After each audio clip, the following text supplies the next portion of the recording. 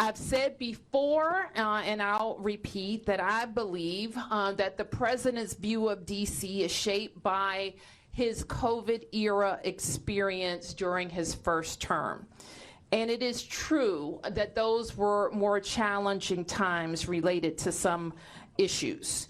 It is also true that we experienced a crime spike post-COVID, but we worked quickly to put laws in place and tactics that got violent offenders off our streets and gave our police officers more tools, which is why we have seen a huge decrease in crime because of those efforts. We have been able to reverse that 2023 crime spike.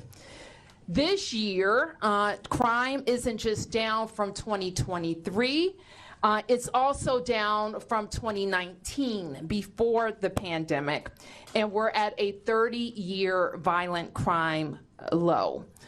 We're not satisfied.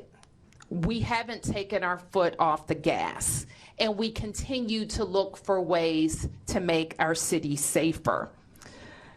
We know, however, as most have heard from the president's press conference, that he has prerogatives in DC unlike anywhere else in the country, including his authority given by our home rule charter to require the mayor, to require me, to supply services of the Metropolitan Police Department.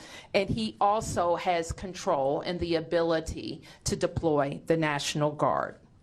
But let me be clear, as our home rule charter is also clear, and the president's executive order restates. Chief Pamela Smith is the chief of the Metropolitan Police Department, and its 3,100 members work under her direction. The Home Rule Charter requires the mayor to provide the services of MPD during special conditions of an emergency, and we will follow the law.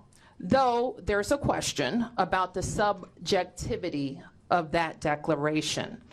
In fact, the chief has already provided a high-level liaison and point of contact with the federal government and made those initial contacts.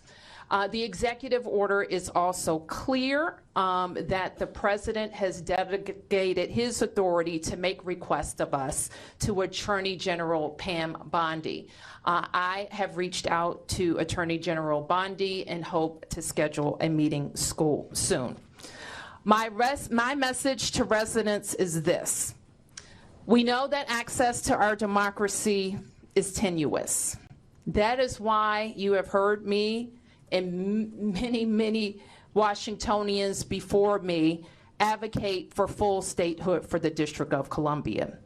We are American citizens. Our families go to war. We pay taxes and we uphold the responsibilities of citizenship. And while this action today is unsettling and unprecedented, I can't say that given some of the rhetoric of the past, that we're totally surprised.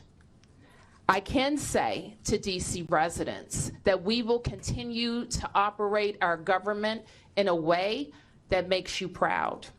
We will balance our budgets, we will deploy our services, our kids are going to start school on August 25th, and we will work with the federal government to do the things that they should do for our city.